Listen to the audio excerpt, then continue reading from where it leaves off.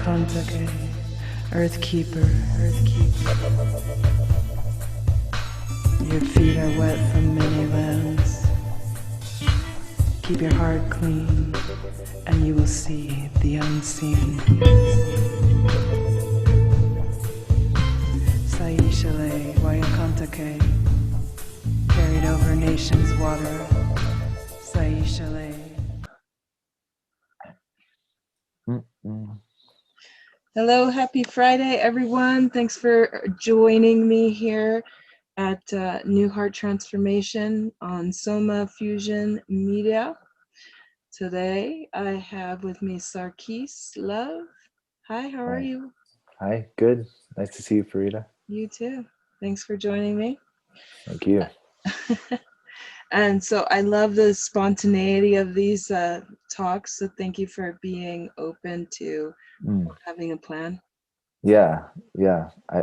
I've worked with children for many, many years, so I feel like being in the flow and having a structure, but not necessarily being attached to the plan is a good way to be. That's awesome. And I told you already, but like Spirit, I wanted to have a background for you, but Spirit was like, nope, absolutely not.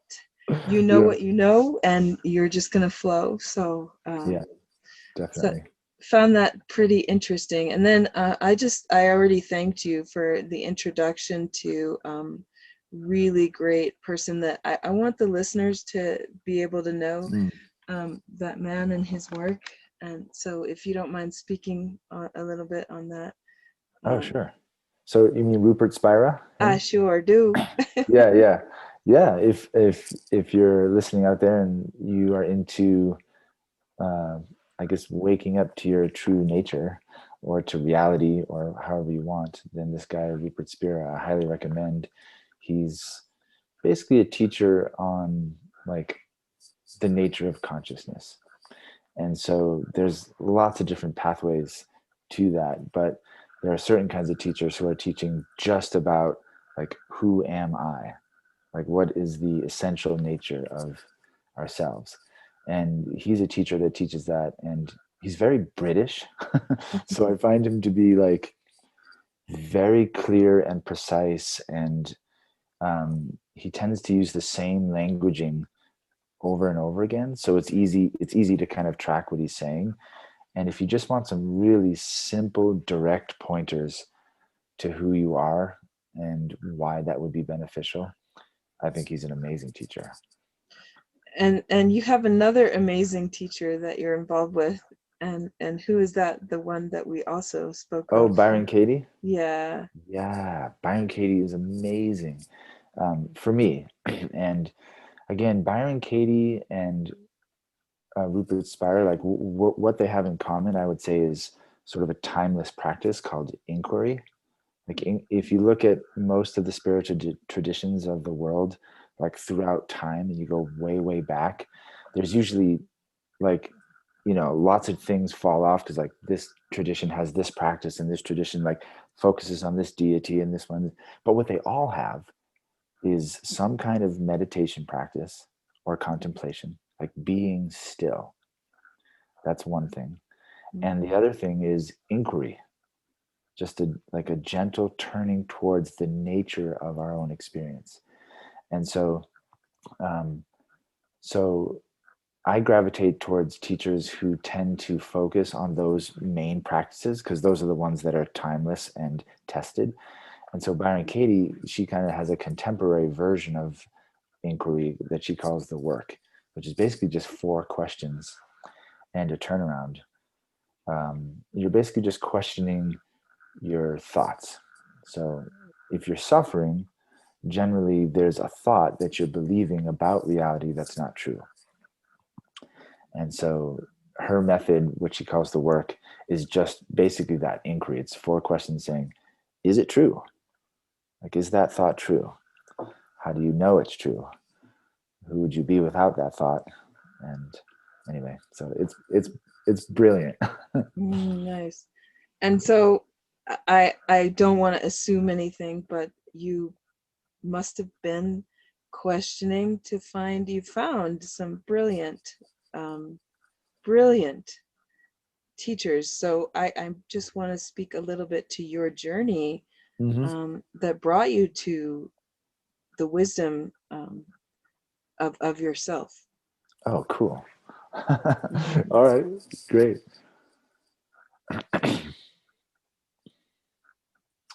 Well, I think what I would say is, well, one thing I want to say as a just a preliminary statement for anyone out here is that, like, if you're watching this show, it's like there's the mind is hoping that it's going to get something, you know, and that's great. It's great to like acquire knowledge and experience and knowledge and experience. Um, but I also hope my hope is also that you discover that there's nothing to get. Because at the end of the lifetime, we all die, and we don't take anything with us. We literally take nothing with us. We're born with nothing, no ideas, and when we die, we take nothing with us. And so I feel like there's something about that that's important to know. Anyway, I'll throw back to how I got here. When I was a teenager, I had this strange experience in college. I was taking, you had to, a freshman year, you had to take a bunch of core classes like history and philosophy and psychology. And this one week I had a class and we were studying Copernicus. And I was like, oh, this is cool. This guy is really interesting. And it was like a history class. So we're studying Copernicus. And then I go to my next class, and I don't think this was planned. I go to my next class, which was philosophy, and we're studying Copernicus. And I was like, whoa, that's really, that's really interesting. Mm. And then the next class, studying Copernicus again. And again, in three different classes, like history, psychology, philosophy. And I was walking home after that last class, and something happened. You could say I had an awakening. It was like the first moment that something let go inside me. And I suddenly realized that my entire life, I was 18 years old at that point, my entire life I had been looking out there for answers. My teachers knew the answers, my government knew the answers, my parents knew the answers, my religion knew the answers, my sports coach knew the answers. Everyone out there had answers, but I never thought to myself, maybe the answers aren't there. Mm. And so I suddenly realized, like, wait, philosophy, psychology, history, they're all trying to make sense of reality. And then all of a sudden, and I can't really describe this because it wasn't really an experience. It was more of like an unraveling where I realized all the answers are right here. Like the only way I would know if there's a correct answer or not is inside myself. And so that was a big experience I had when I was 18. And it set me, ironically, I made the mistake of then going and trying to seek that experience again, that Mm. kind of awakening experience. Um, and I'll just abbreviate this because you're asking about my history, but that took me towards like, wait, who am I and what are these things about? And that led to healing work. And I went to the Barbara Brennan School of Healing. And then I thought I was going to heal myself and heal the world. And I'll just say quickly that after I did like 15 years of super deep healing work, going to therapy every week for years, and that was extremely helpful. Just uncovering all the beliefs and all the feelings and all the stories and all the traumas. Where I got to at the end of all that was, wait, like I'm kind of just taking layers off of what? And that's where I found the work with Byron Katie and Rupert Spira. And I suddenly realized that, oh, this is about a deeper investigation. It's not about healing myself or perfecting myself or getting to some perfected state. It's about knowing who I am. So that's a real brief version. But I kind of had to go through the lens for me of healing work and trying to heal everybody out there and trying to heal myself, trying to fix the world. And once you fail enough at that, you realize, I realized maybe that's not what it's about. Yeah, and that's how I started this whole thing of this new heart transformation, because I was a seeker. Everything, like you said, everything, all the answers were outside me. No, I have the, are you my mother? Are you my mother? Exactly. No, are you my mother? So I That's finally great. realized that one of my teachers, who was actually just a mirror, since we're all mirrors of self here, but one of the greatest mirrors in my life was this person. And they said, shut the fuck up. Yeah. And I was like, what? They just told me to shut the fuck up. Well, I did. That's it. And That's it. but it still took years after that, because I'm such a social butterfly and I'm very outward, and I'm, and so it took me probably 4 more years after that to recognize, or as I use the word recognize, as recognize. Beautiful. I love that. Like the whole thing of like, oh, all these other people are saying that there's a stillness that exists. So how do I find how to be quiet? And so again, it's in asking the questions of yourself that you receive the answer. Because as that mirror person told me, the answer is the question. Beautiful. Who am I? That's beautiful. Yeah. That's beautiful. And then my answer finally became, I am. That's it. And what is I am? I am is that stillness. I am is that space of love. I am is faith. I know that we had a little about I love faith. that. Yeah, let's go there. But at faith, I don't even begin to define it. It's just I am that. That's my faith, is I am that. I don't cling to any religiosity or any of that. Is that I do recognize that I am that which I am, and that's my faith. Is like, I am here, I am presence, I am energy, I am. So my faith is that I am. There's something happening. I'm not really sure exactly what it is, but I have my ideas. But my faith is that I am, and that there is something that is occurring here. So I have faith in that something that is occurring. So what I think that I linked in with you on that conversation is the experience of the fact that I am. Perfect. I love that. I love that. I think that's really well said. And I just want to basically say some of the things you just said and say them in slightly different ways. I love the shut the fuck up.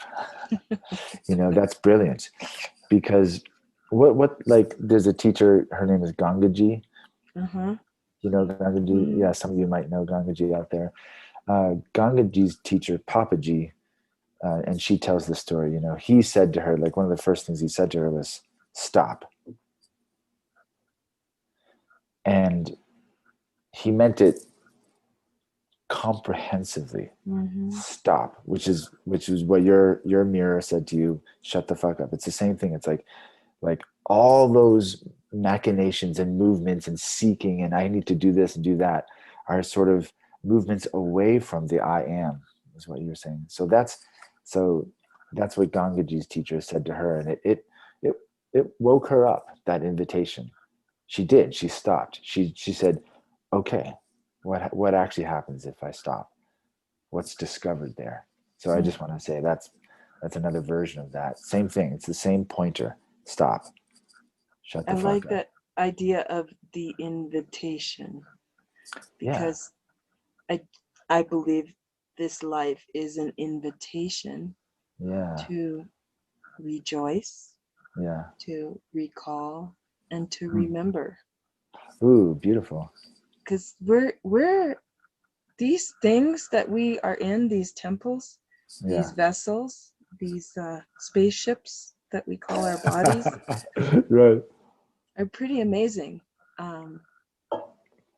But we walk around and constantly bombard them without respect, honor, and being humbled by their magnificence.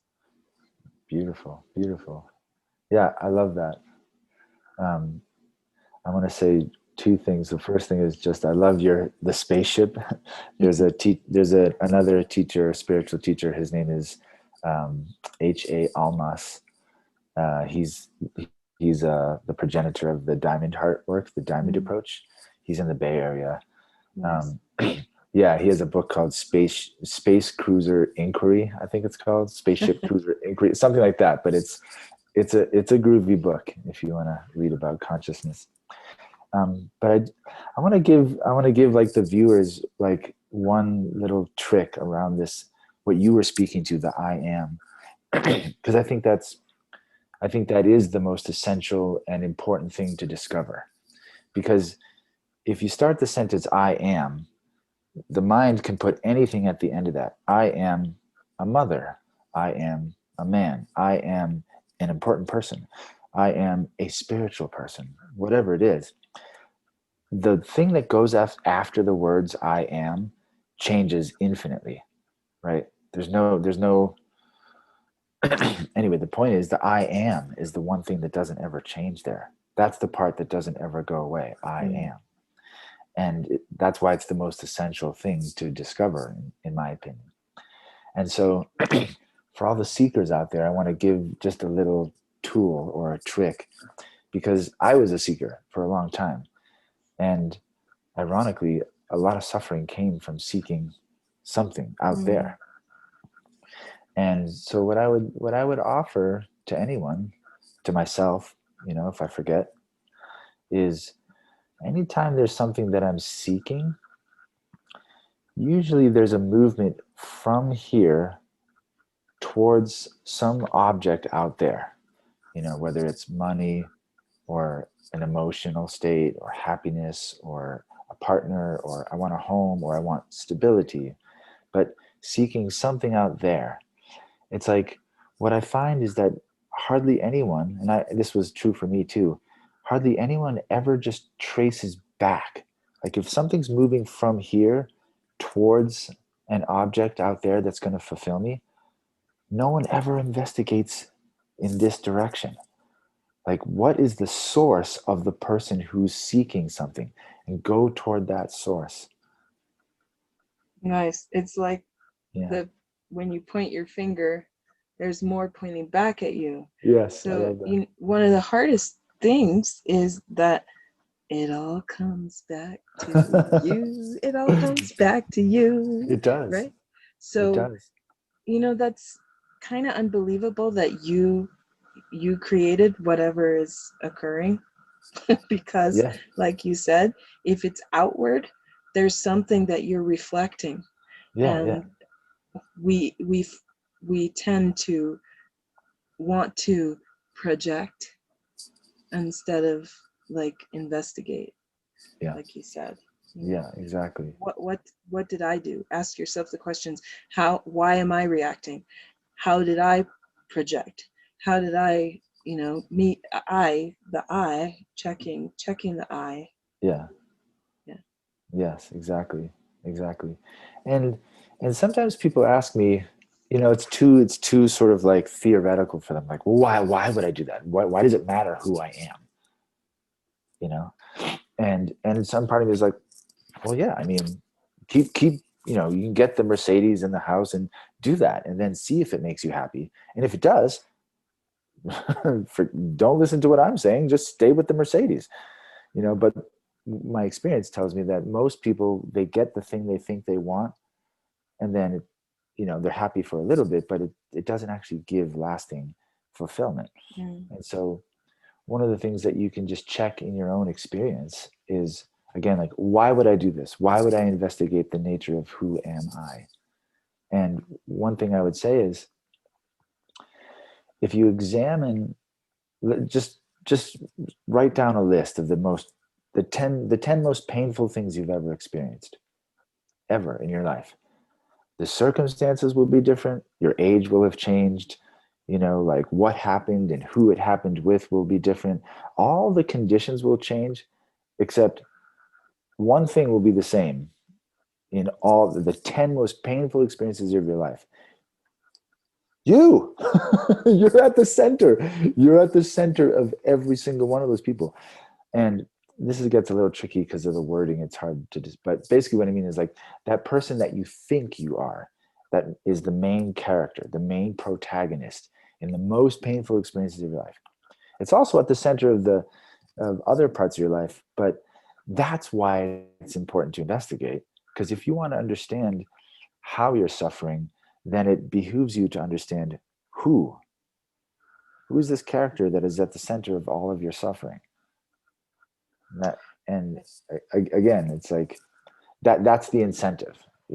If you want to suffer less, then I would encourage one to investigate.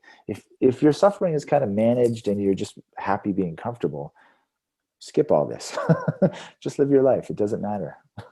It's true. Just live your life. Yeah. Just live your life. It's a great program, because life is not about doing. It's about what is happening for you, what is occurring for you. So trying to force or trying to do this or trying to do that, no, just allow your life to do for you.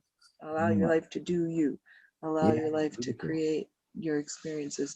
And once I shifted that, and I think that's a more divine feminine, or just the feminine, it's more of a softer way of existing and appreciating the lessons that come, the things that are written for you, because I do believe there's a program. Like I said, I have faith that there's a program that I'm following. Getting to following the program is being at that level experience where you're just here.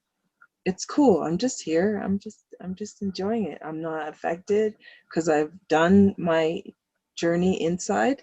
And so now it's just being open to receiving the experiences. And I'm like, I'm not attached. It's cool. Whatever is going to happen is going to happen. You know what I mean? Yes. So it's a good point to have come to. I love that. Yeah. Yeah.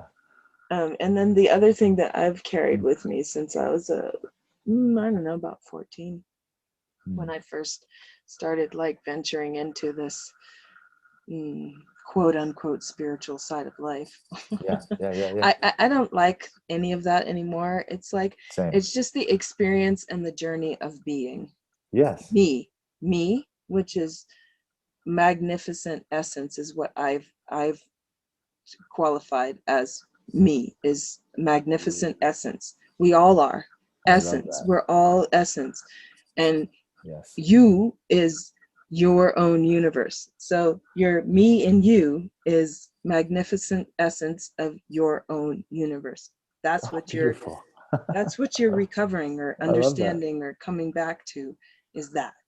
And at the point where I, like 14, I was saying, I carried with me guru, G-U-R-U. So you're the teacher. Yeah. You are the teacher. Yeah. When when the student is ready, the teacher will come. Like, you are the freaking teacher. It's so easy. Like, once you release and open into that, that's the experience. It's so awesome. Beautiful. Yeah, I totally agree. I've heard that the word guru literally translates as from darkness to light. And if you notice, there's no teacher there in that word. It means from darkness to light. So from our own, obscured awareness to just the light of awareness. Here's who I am. So what does your name Sarkis mean? It means shepherd or protector. That makes sense. Thank you. Yeah, I love that. And for people watching, like I've done probably like a couple decades of childcare professionally and helping people. I've also been a healer and a therapist and all of that as well. So I help people, but I've also worked a ton with children. And so this, sometimes this part of me that is more like a mother, like mothering, like for me, masculine and feminine sort of dissolved a long time ago. And I'm rest more in this place of being, which is wonderful, because in being, you know, if I need to be a little bit more feminine, oh yeah, okay. If I need to get a little bit more masculine, okay. I don't really take those on as identities, but being can be anything, you know. And so that's why I really love that. So I think Sarkis is also the same name as like Serge, Sergey, Sergio, Sarkis. They're all the same root, and I think that means just to serve. Nice. Yeah, thank you. I do believe that there is a lot of power in the name that you are given, or the Yeah, name that you receive in this lifetime. So me too. I have very much been a shepherd and a protector of people mostly, and I love people deeply. yeah, me too. And my name translates to Oh yeah. precious or unique. Oh, wonderful. And so I lean towards the side of precious, but focus of precious, because we're Yay. all unique. That's, we're all unique. But Yeah. like, just I don't know. I adore this process of people coming to this experience of life, just and recognizing that you don't have to seek, because it's all there for you. Just like Rumi, I love Rumi so much. I don't know I anybody who love Rumi. doesn't love Rumi, but Right, exactly. so Yeah. I am writing a book um, that's about this journey to stop seeking. Beautiful. And Yeah. just recognizing that all that stuff that you're like spinning yourself in circles about, it's just to help you create this, again, that my greatest mirror taught me, the circle is Mm. the spiral that Mm. creates the sphere. Ooh, And beautiful. in the sphere, those that are actually being able to see can feel and understand the energy of the sphere is Mm. what we're here to come to. Mm. And the energy of the sphere is when the two hands come into prayer Mm. and they rest at your heart. That's beautiful. So that's, that this coming together, this coming together. So if you can feel the energy of this, Mm. you can feel the energy of the coming together, the magnetism Mm. that's happening I as like it. you reach that sphere. Yeah. And that was not me Yeah. speaking. You know what I'm saying? That's why I love that Yes. energy of the sphere, is because messages come when you're not in the way, and the magnetism is happening, between, and I'm using my hands for those who can't see. Just put your hands, next to each other and bring them together. You're going to receive. So when Oh. you're in that sphere, in that energy of connectedness, you receive messages. Words come through you. That's how books are written. That's how, teachers teach. Like, the space of all that is creation. Beautiful. Thank you.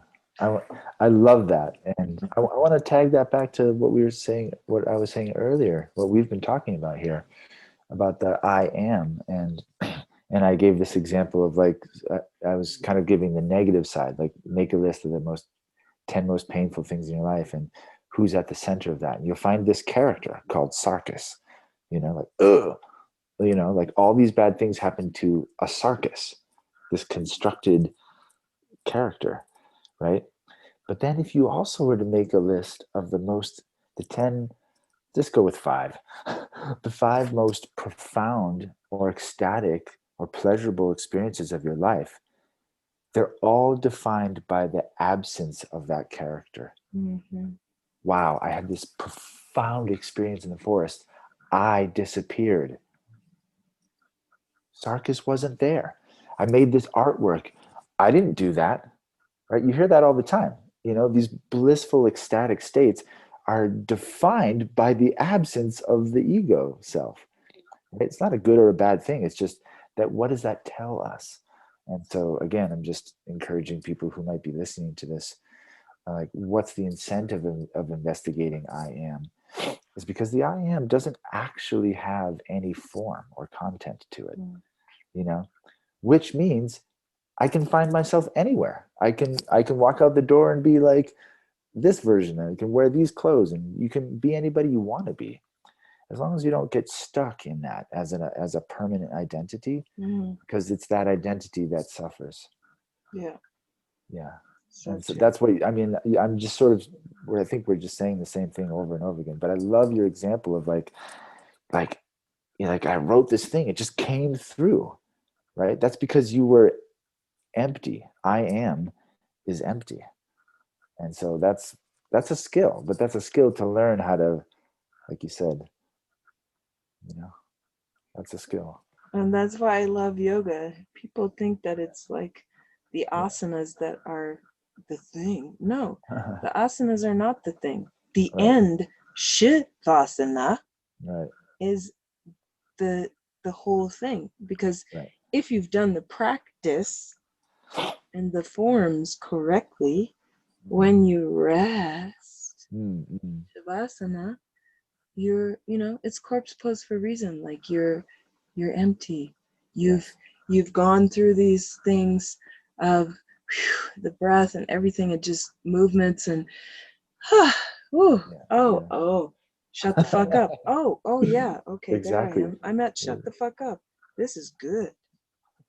It is good. It is good. Exactly. Exactly. When the chatter of the ego quiets, what's revealed there? Infinite possibility, infinite consciousness. And the soundless sound of the universal consciousness. That's where, your heart space, where you reside in that emptiness. Beautiful. I love that. I love that. I just had yeah, that's lovely. I feel that. I feel that quiet in me now. It's like, it's nice. Yeah, that's where I'm at right now, is just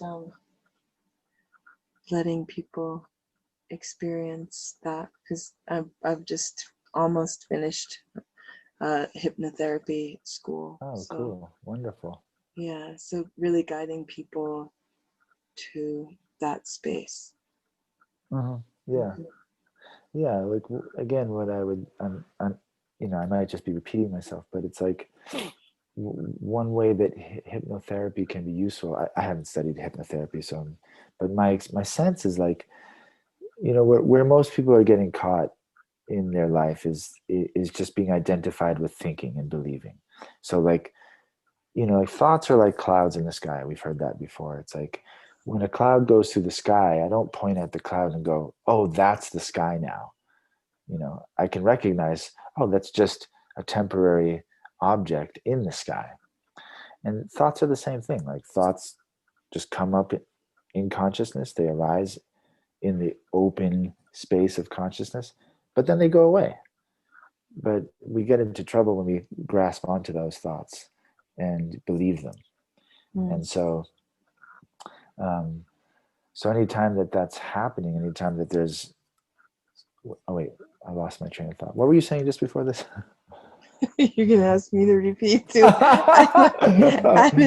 I'm in the space. Hypnosis and hypnotherapy. Yeah, so hypnotherapy is a great tool because it kind of gets in there and and and takes a person sort of away from their thinking process, and then their consciousness has access to unlimited things, right, outside of the constraint of the thinking process. Thinking process is great, there's nothing wrong with that, but it's a tool. It shouldn't be where we live all the time, again, unless we want to be suffering. Yeah, suffering, attaching, and clinging to Yeah. some idea of what this experience is. And I Yeah. did that for so long. It's like, oh, Me too. enlightenment. I gotta find this thing. Like, Yeah. no. Yeah. Yeah. Beautiful. Mm. Fareed, I don't know you that well, hardly at all. This is basically our first long conversation, but Right. I'm really feeling and enjoying your, like, it's like zest for life. Like you really enjoy life. And I can tell because because you're engaged. Like I feel really connected to you, and I feel gifted by that. Like, oh, she doesn't really know me, and I don't know, but you're interested in me. Mm. And I imagine you're like that with most people. Like you're like, wait, who are you? Is I, that true? I, yeah, I definitely have the curiosity and love for people. I was an anthropology major, Oh, cool. and I'm an artist. This necklace I made, that painting I did, Wow, very cool. and so I'm very fascinated by not how people think, but how people are in this world. Like, why Right. are you so angry? Like, what happened to you that you can't let go? You know, and I have my own shit I can't let go of, not, Same obviously, here. or that I let go of slowly, or that sometimes I'm like, oh, I'm reminded, oh, that was just a really shitty experience. But, I process it, I Yeah. deal with it, whatever.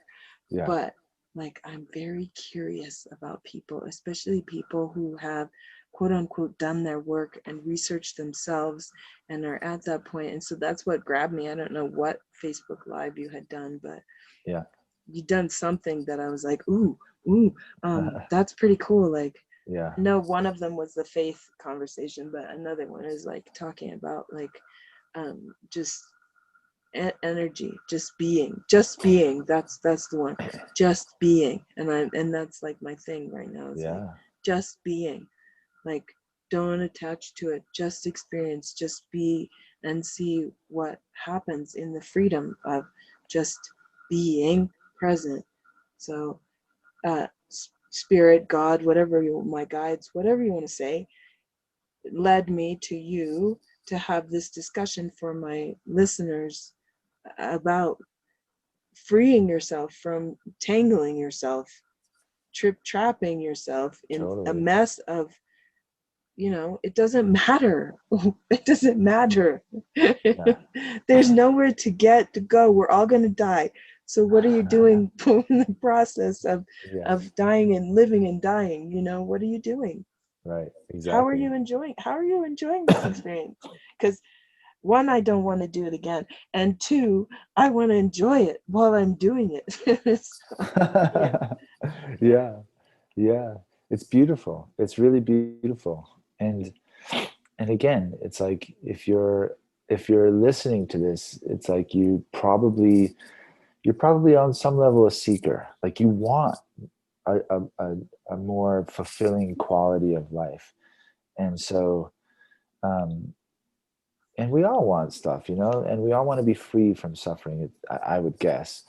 um and again, like for me, well, I want to go back to the example of the sky. Like Mm. when we think about the sky, we we actually think that the sky is a thing, right? Like it's a thing. But if you go outside and you look up, there's no such thing as sky. There is no such a thing as a sky. You won't find a thing called sky. There's just vast open emptiness, right? But the mind makes it into like a thing. And so again, what makes the sky amazing is that it welcomes everything. You can set off a nuclear bomb in the sky, it doesn't even touch it. And what I find is that consciousness is exactly the same. Like who I am is exactly the same as that. It's it's open, it's open, empty, potent nothingness. But if I rest in that nothingness, like I don't require myself to be like Sarkis is a cool guy who knows stuff, which is a limitation, right? Even if it's a profound experience, like Sarkis is amazing, it's still limited. So it's like I prefer to rest back into that limitlessness, and then I can be anything I want, and I feel free doing it. And again, that's what I would offer to anybody out there um, is if you investigate who you are, I think what eventually you find is there's nothing there, and the freedom that comes from that is profound. And I wish that freedom for everybody. That's my purpose in this life, you could say, is I would like to help anyone who wants to know the freedom of their own being to be able to experience that and live that way. Mm, yeah. And so there's another thing from my greatest mirror that's something like, um,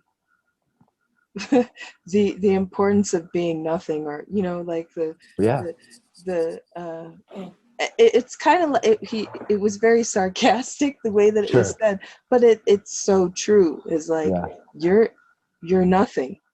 It's it's true. It's actually true. I'm not being rude. I'm just Yeah, telling you, you're nothing because you're everything. exactly. Exactly. So I like that. And I also like what you're saying about like this guy is just embraces everything. And well, that's the whole thing, is that somebody once told me a story about how God created us to enjoy through us, Yeah, enjoy everything through us. So cool. all that God is doing is wanting you to be embraced by everything that you are. Beautiful. So yeah, I thought it was a nice story. I love that. I love that. Yeah. Yeah, the image of like like the ocean comes to me. It's like let's pretend the ocean is like this limitless body of water. When it rises up into a wave, it takes form, right? But it never ever stops being the ocean, Mm. right? A wave is a form that comes, it lives a whole life, and it crashes and it dies, right? And that's true. It takes form, but not once did it stop being the ocean. And the same is true of consciousness. Like, I can take form as a sarcas, and that's brilliant. I don't not interested in trying to be something else. But I can also know my own being, which is limitless in that.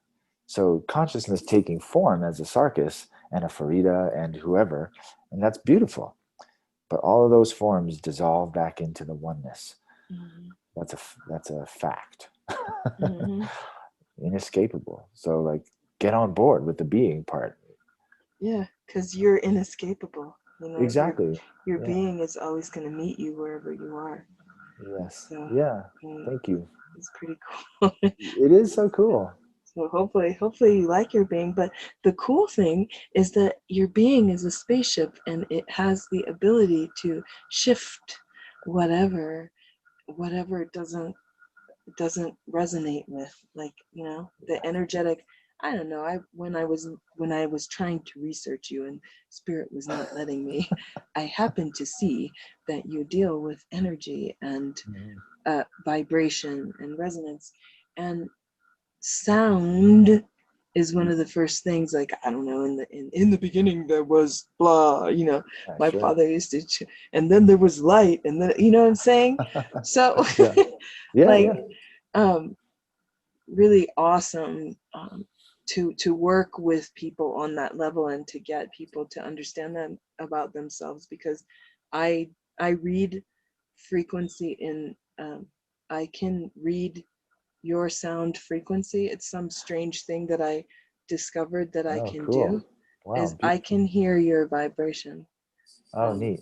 and so I sound your vibration that I hear to you, and 100% of the time that I've tried it, it's been 100% like correct. So, Cool. just Wonderful. that we're able to pick up Yeah. on that level is quite amazing.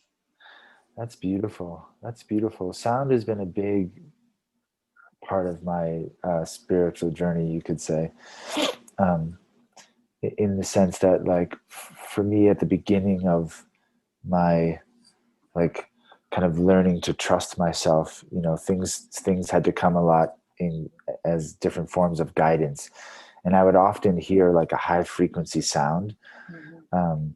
that every time that sound came into my awareness, my mind would go still, or to use your phrase, my mind would shut the fuck up. It would just, like, the sound, whatever that frequency was, would just kind of like push everything out. And then what was left was like total stillness. And it was very confusing as a young person. I had no idea, because it was like, I'd be in the grocery store, like holding my mom's hand, and then the sound would just be like, and And what I realize now is that that whatever that was a grace for me. And it was literally just pushing, it was just sort of like obliterating all noise internally. And I was getting to have like contact with my true nature. And then years and years and years later, after lots of different very profound spiritual experiences, I started to piece together the utter simplicity of that sound. Like, oh, oh, that primordial, because it wasn't a sound, it was just primordial silence. Yeah, and it's interesting because I had like a buzzing whenever something's going on, and Exactly that. And I was like, I'm trying to understand, and they're like, no, there's no understanding.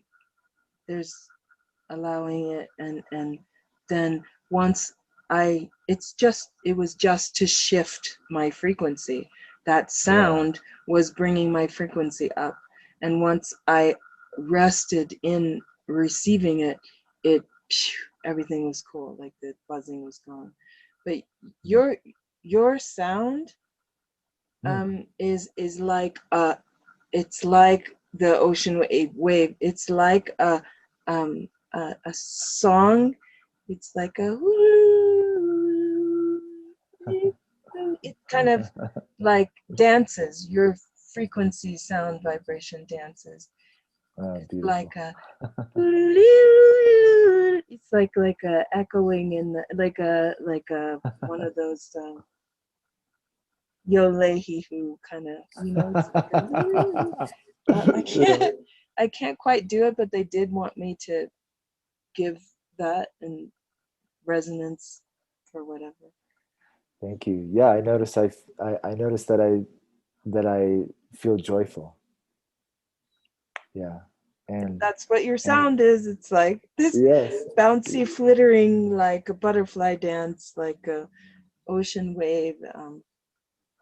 And if I had more of a moment, I could probably sound it, but I did the best I could for now.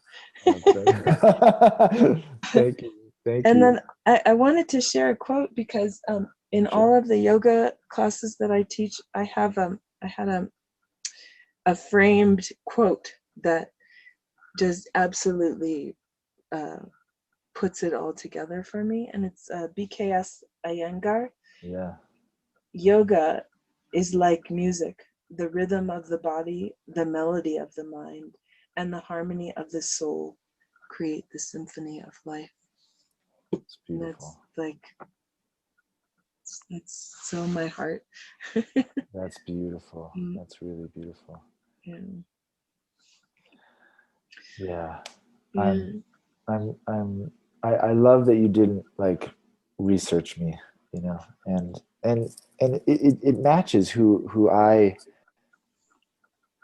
what my values are, like I'm not interested in being a someone. It's fine to be a someone, and it's okay to have accomplishments and achieve things. So I'm not knocking achievement in any way. It's just not the most important thing, like Yeah, if you I talk. think, oh, sorry.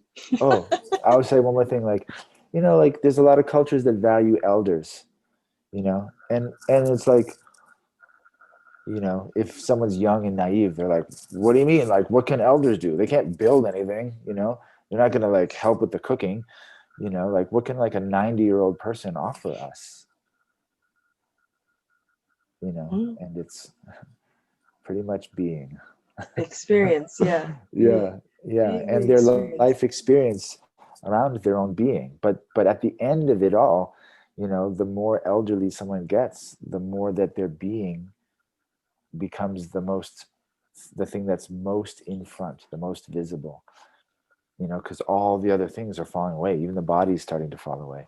And so just years ago, because I had the grace of having some awakenings early on, I just knew that it's all going to fall away anyway. So just pay attention to the most important thing, which is the being part. And yeah, in that I've had lots of different fun being lots of different people. Mm-hmm. I love this life. Right. And then paying attention to attention. Um, Yeah, like, what is your attention on? What are you that's paying attention to? Why are you paying attention to? that's beautiful. Sometimes people ask me, because I have worked as an intuitive at times, and they've said, you know, what do you pay attention to in people? And when I work with someone, like if I was going to work with you, it's like often what I'm paying attention to is where they're paying attention in their own experience.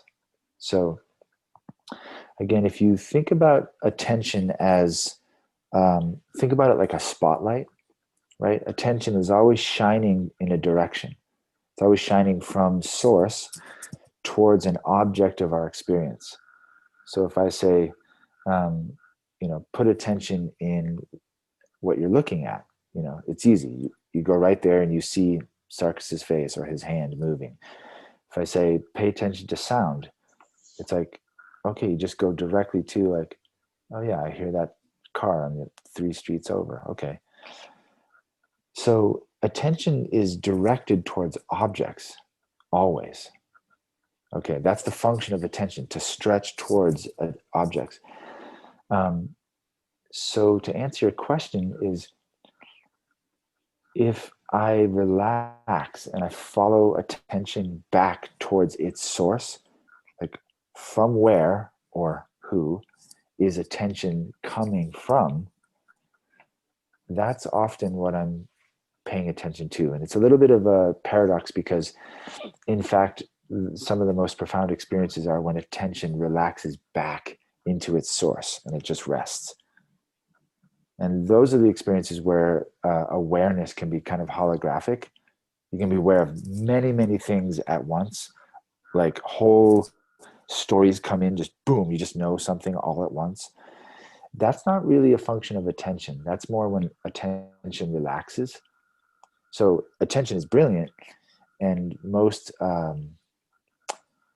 preliminary exercises that facilitate the state of meditation are concentration exercises where you direct attention at one object, right? You focus on a candle or on the breath or on a mantra.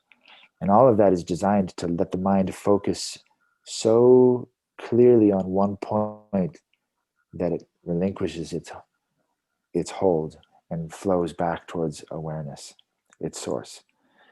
And so that's a little tricky to talk about, but I think that was, hopefully that was, did that answer your question? Oh yeah, that was definitely a really good insight into the Yeah. question, for sure. I, Um, I, I could say one more thing, which is the simple way to answer your question is I sometimes pay attention to whatever it is I want to, and sometimes I just allow attention to dissolve back. I just relax. So relaxing attention on objects. Let go of objects and fall back into its source. Relaxing, Okay. yes. This humans need to remember that one. Yeah, exactly. Relaxing, yeah, for sure. Um, well, it's such a pleasure to have this chat with you, and Yay. I would like to let people know where to find you, should they want to Sure. have a chat with you. Yeah, I have a website. Currently, I have a website, sarkisintuitive.com. You can find me there. I offer sessions and work with people and help them investigate, again, the nature of their own experience. Nice. Yeah, that's probably the best way to reach me. Awesome. Thank you. Yeah, Yeah. I have a Facebook page and all that stuff, but you can Google. Google. They don't know how to spell your name though, because it's complex. How do you spell your name? It's Sarkis, and my last name is Love, Love. Nice. Well, thank you so much for your time. Thank you. Can I say one more thing about attention? Of course. Yeah. Just because I want to weave it into the theme of what we were talking about. I loved your question, and it's important to be sort of paying attention to what we're paying attention to. And again, I just want to say to people like, well, why? Why would you do that? What's the incentive for investigating what I'm paying attention to? And again, here's my bias is, if you notice suffering in your life, when suffering happens, often attention has gotten hijacked. It's fixated on something, right? You know, it's like, that person fucking said that thing to me. Fuck them, you know? And it grabs onto it and it won't let go, right? And you just I wish I could let go of that, right? So that fixation is what brings suffering. It's not the event that brought the suffering. It's the fact that you're attached and fixated on it. And so again, that's one of the incentives for understanding where your attention goes. Nice. And this whole like, I wish I could let it go. I wish I could let it go. Well, if you continue to wish you could let it go, you won't let it go. Right? That's more fixating. More fixating. Exactly. Yeah. Brilliant. Well, thank you so much, Farida. It's such a blessing to be on your show. You're a bright light, and I feel honored to be here. Great conversation. Thank you. Yeah, thank you.